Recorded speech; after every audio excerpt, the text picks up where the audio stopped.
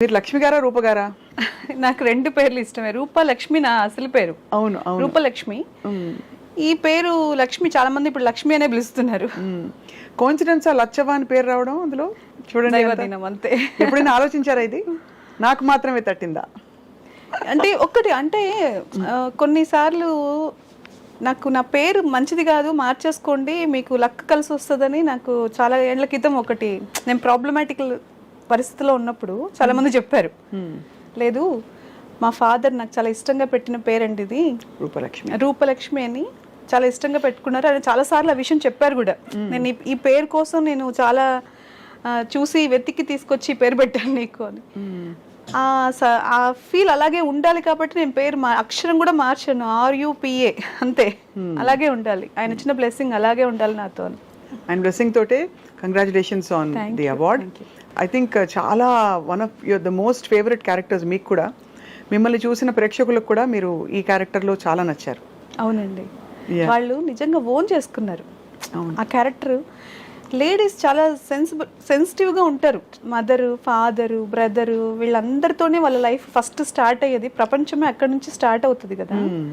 తర్వాత ఇంకా చాలా పరిచయాలు, ఫ్యామిలీ డివైడ్ అయిపోవడం, పెళ్లి చేసుకోవడం, దూరంగా వెళ్ళిపోవడం, అంతవరకు మన ప్రపంచం అనుకున్న ప్రపంచానికి మనం అతిథిగా వస్తూ ఉంటాం. ఆ తర్వాత అక్కడేమైపోతుంది అంటే ఎవరో కోడలు వస్తారు, వాళ్ళదే ఆ ప్రపంచం అయిపోతుంది, మనం వేరే ప్రపంచంలోకి వెళ్ళిపోతాం, అక్కడ మన లైఫ్ స్టార్ట్ అవుతుంది. కానీ ఈ ఎమోషన్స్ స్టార్టింగ్ నుంచి ఉండే ఎమోషన్స్ అయితే మనతో క్యారీ అవుతూనే ఉంటాయి లైఫ్ లాంగ్. వాటితో మనం ఎక్కువ రోజులు గడపలేకపోవచ్చు కానీ ఈ స్టార్టింగ్ లైఫ్ అయితే ఎప్పుడు ఉంటుంది కదండి. ఈ సినిమాలో అదే. వాళ్ళు అక్కడ 20 సంవత్సరాలు వాళ్ళతో బ్రతికిన ఒక అమ్మాయి ఆ ఇంటికి పరాయి వ్యక్తి అయిపోతే ఎటువంటి పెయిన్ అనేది అందరూ ఓన్ చేసుకుంటారు కదా. కరెక్ట్. మీరు ఎక్స్పెక్ట్ చేశారా ఈ అవార్డ్ మీకు వస్తుందని? కాంప్లిమెంట్స్ వచ్చాయా? కాంప్లిమెంట్స్ వస్తాయని నేను వర్క్ చేసేటప్పుడు ఎక్స్పెక్ట్ చేసి పని చేయలేదండి. ఈ పని నాకు వర్క్ వచ్చినప్పుడు, నాకు క్యారెక్టర్ వచ్చినప్పుడు గాడ్ గిఫ్ట్గానే తీసుకున్నాను. ఆ వర్క్ వాళ్ళు ఎలా చేయమంటే మనం ఎలా ఆ క్యారెక్టర్కి యాప్ట్ అవుతాము, ఎలాంటి డ్రెస్సులు వేసుకోవాలి, ఎలా మాట్లాడాలి, ఎలా కూర్చోవాలి, అన్నీ నేను వాళ్ళు చెప్పిందే కేర్ తీసుకున్నాను. పని చేశాను, సక్సెస్ అయింది అంతే. కష్టే ఫలి అంతే. ఓవరాల్గా how has your journey been Rupa garu? Wonderful అండి. అంటే వెనక్కి తిరిగి చూసుకుంటే ఎక్కడో మనం అసలు సినిమా ప్రపంచం ఏంటో ఏం తెలీదు.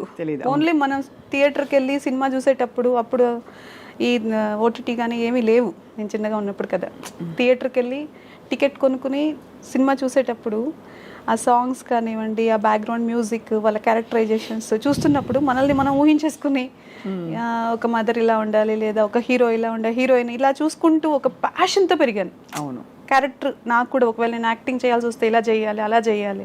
అద్దం ముందు నిలబడి చూసుకోవడాలని ఉండేవా? అయ్యా, ఏ డ్రెస్లో నేను ఎలా ఉన్నాను, ఈ హీరోయిన్ స్టైల్ ఒక్కొక్క టైంలో ఒక్కొక్క డ్రెస్ స్టైల్ కూడా వచ్చింది కదా, ఫ్యాషన్ స్టైల్స్ అవన్నీ నేను చూసుకునే అవకాశం నాకు దొరకలేదు. కానీ రాఘవేంద్రరావు గారి పిక్చర్స్లో హీరోయిన్స్ని బాగా చూపిస్తారు, అందంగా చూపిస్తారు, అద్భుతంగా చూపిస్తారు కదా.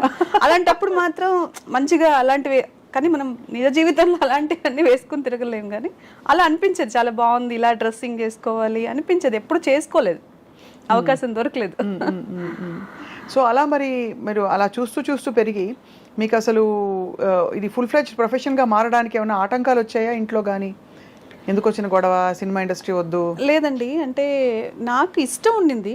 మన పరిస్థితుల్లో అసలు సినిమా ప్రపంచానికి మనకు ఎటువంటి సంబంధాలే లేవు కదా, ఏం తెలియదు. అవును, దీని గురించి మామూలుగా ఇంట్లో ఎలా ఉంటుందంటే కొంచెం ఫ్రీగా మూవ్ అవుతేనే వద్దు మీరు ఇలా ఉండండి అని కొంచెం రిస్ట్రిక్టెడ్గా ఉండే ప్రపంచంలో పెరిగాం. నాకు అది ఏం తెలీదు, బయట ఎలా మాట్లాడాలి, ఎలా తిరగాలి, ఎలా డ్రెస్సింగ్, ఇవంతా పెద్దగా ఏం తెలీదు. కానీ సినిమా ప్రపంచం చూడగానే ఓకే మనం ఏదైనా సాధించగలము, ఇట్లా చేయాలి అట్లా చేయాలి అనే ఒక ఫీలింగ్స్ వస్తూ ఉంటాయి. అది అంతేగాని ఎప్పుడు ఈ ప్రపంచం ఎలా ఉంటుంది అసలు సినిమా అంటే 24 క్రాఫ్ట్స్ ఇవన్నీ ఏం తెలియదు. సినిమా అంటే యాక్టింగ్, అందరూ వస్తారు, యాక్ట్ చేస్తారు, వెళ్ళిపోతారు. దాని వెనకాల ఎంత హోంవర్క్ ఉంది, ఎంతమంది పడుతున్న కష్టం ఉంది అనేది మనకు తెలియదు. నాకు అస్సలు తెలియదు. సరే ఏదో మనము ఒక చిన్న దీంట్లో ఒక చిన్న అవకాశం, అంటే మనం ఎక్కడో ఆశపడ్డాం కదా చిన్నప్పుడు, భగవంతుడు దానికి ఒక చిన్న దారి చూపించినప్పుడు ఎవరో అన్నారు, మీరు బాగుంటారు కదక్క, ఒక యాక్టింగ్ ఫీల్డ్కి ఒక చిన్న అవకాశం ఉంది, చేస్తారా ఈటీవీలో. అప్పుడు చిన్న చిన్న షార్ట్ ఫిల్మ్స్ వచ్చేటివి. అవును అవును. మా తెలిసిన డైరెక్షన్ చేస్తున్నారు, షార్ట్ ఫిలింలో చిన్న అవకాశం ఉంది, చేస్తారా అంటే అసలు ఏం యాక్టింగ్ చేసేస్తాం మనము అని వచ్చాం. కానీ ఒక కెమెరా ఉంటుంది, కెమెరా ఫేస్ చేయాలి, ఇలా చెప్పాలి, డైలాగ్ కరెక్ట్గా మాట్లాడాలి, వాళ్ళ డైలాగ్ తర్వాత మన డైలాగ్ ఉంటుంది, ఇవన్నీ ఏం తెలియక వచ్చిన తర్వాత అమ్మో ఇంత పని ఉంటుందా, మనకు అర్థం కాలేదు అని అనిపించింది. తర్వాత దీనికి హోంవర్క్ చేసేంత టైం నాకు లేదు అప్పుడు. నాకున్న ఫ్యామిలీ నేను చూసుకోవాలి, నా మీద బాధ్యతలు ఉన్నాయి. కాబట్టి ఆ ఇష్టాన్ని అలా పెట్టుకుని అప్పుడప్పుడు ఏదో చిన్న చిన్న అవకాశం వచ్చినప్పుడు దానికి నేర్చుకుంటూ. ఫ్యామిలీ చూసుకోవాలంటే మరి డబ్బులు కూడా కావాలి కదా. అంటే ఫ్యామిలీ ఉంది కానీ నా బాధ్యత డబ్బుతో కాదు కదా. బాధ్యత అంటే మీరు వాళ్ళకి పిల్లలు అప్పటికే పిల్లలు ఉన్నారు, పిల్లల్ని చూసుకుని చిన్న చిన్న పిల్లలు కాబట్టి వాళ్ళకి నా నీడ్ చాలా ఉంటుంది కదా. వాళ్ళని వదిలేసి నేను అంత టైం బయట ప్రపంచంతో స్పెండ్ చేయలేను. కాబట్టి అవన్నీ బ్యాలెన్స్ చేసుకోవడానికి నాకు కష్టం అనిపించింది. నాకు అయినా కూడా మనకున్న కోరికల్ని చంపుకోలేం కదా, ఇష్టం ఉంటుంది కదా చాలా. ఎప్పుడైనా ఒకసారి అట్లా అవకాశం వచ్చింది అనగానే ఓకే ఓకే నేను వస్తాను, ఈ టైం సెట్ చేసుకుంటాను, ఆ టైం సెట్ చేసుకుంటాను, అప్పుడు రావడము, తర్వాత డిసప్పాయింట్ అవ్వడము, ఏవో నిలబెట్టేసి వాళ్ళు ఎక్కడ కూర్చోబెట్టి ఇంత టైం అబ్బా మన ఫ్యామిలీని అంతా వదిలేయాలని మళ్ళీ బాధపడి, మళ్ళీ మనకి ఇంకా ఏం తెలియదు ఇంకా నేర్చుకుందాము ఇట్లా అని అవన్నీ ఒక ప్రాసెస్. అవును, దానికి ఇంత టైం టేకింగ్ పట్టింది. నేను కంటిన్యూగా సినిమానే చేయలేదు. నేను కంటిన్యూగా సినిమా ప్రపంచం నాది అనుకున్నది ఒక 5-6 years బ్యాక్. ఒక 3 years నుంచి ఈ ప్రపంచానికి నేను అంకితం అయిపోయాను సినిమాకి. నాకు నా టైం స్టార్ట్ అయిందనే ఫీలింగ్ వచ్చిన తర్వాత వచ్చా. అంటే క్యారెక్టర్స్ కూడా అలా రావడం మొదలు పెట్టాయి కదా. అంటే అయస్కాంతం లాగా మనం ఎప్పుడు రెడీ అవుతామో అప్పుడే కదండి ఏదన్నా మనకు కూడా. నేను ఆ టైంకి నేను చాలా ఫ్లెక్సిబుల్ అయిపోయాను. Okay this time to start my life అనుకున్నాను. యువర్ టైమ్ స్టార్ట్స్ నౌ అన్నారు. రావడం అలా ఢామని ఇది ఇలా మంచి అవార్డు రావడం, మంచి గుర్తింపు రావడం. మీరు చేసిన క్యారెక్టర్స్ అన్నిట్లో లచ్చవ క్యారెక్టర్ అంత బాగా పండడానికి what is the main reason అంటారు? అంటే ఒకటి రిలేట్ చేసుకోవడం అందరం చెప్పారు, కాకుండా డైరెక్టర్ ప్రమేయం, మీ ఇన్వాల్వ్మెంట్, మీ డ్రెస్సింగ్ అంతా ఎలా జరిగింది చెప్పండి. బలగంలో ఫస్ట్ వాళ్ళు క్యారెక్టర్ సెలెక్ట్ చేసుకునేటప్పుడే చాలా పర్టికులర్గా అన్నీ చూసుకుని ఆ సినిమా వాళ్ళకి ఎలాంటి వాళ్ళని సెలెక్ట్ చేసుకోవాలి, కలర్, స్కిన్ టోన్స్ అన్నీ చూసుకుంటున్నారు. తర్వాత నన్ను సెలెక్ట్ చేసుకునేటప్పుడు కొంచెం బ్రైట్గా ఉన్నారు కదా ఈవిడ, మళ్ళీ మనం పక్క ఊర్లో తీస్తున్నాం కదా, కొంచెం ఈవిడ ఏమన్నా ఇట్లా క్లాసీగా కనిపిస్తారా ఏంటి, ఇవన్నీ కూడా వాళ్ళకి డౌట్స్ వచ్చాయి. నాకు పిలిచి బలగం వేణుగారు, అప్పుడు బలగం లేదు, అదే వేణుగారు ఇట్లా జబర్దస్త్ వేణుగారు తీస్తున్నారు అన్నప్పుడు నేనేదో షూటింగ్ నుంచే వెళ్తూ ఉన్నాను విత్ మేకప్.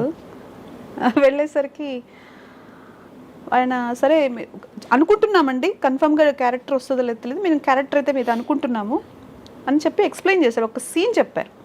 సీన్ చెప్పినప్పుడు నేను అనుకున్నాను నిజంగా చాలా స్ట్రెంగ్త్ ఉంది కదా. ఇప్పుడు సినిమాల్లో క్యారెక్టర్ ఆర్టిస్ట్కి అంత క్యారెక్టర్స్ లేవు. ఒక సినిమా మొత్తంలో ఎప్పుడో వాళ్ళు వస్తారు, ఒక మదర్ గాను ఒక దీంట్లోనే అలా నిల్చోవడము, కాఫీ ఇవ్వడము, లేదా నవ్వడము, ఏందన్నా ఇలా చేయొద్దు అలా చేయొద్దు అని చెప్పడము, లేదంటే ఏదో ఒక్క చిన్న ఫ్రేమే కనిపించడానికే అవకాశం ఉంటుంది. ఇందులో ఫ్రేమ్ మొత్తం ఉంది, ఫ్రేమ్లో నాకు చాలా ఇంపార్టెన్స్ ఉంది. అయ్యో ఇది క్యారెక్టర్ చాలా డెప్త్ ఉంది, ఎలాగైనా చెయ్యాలని చాలా ఆశపడ్డాను.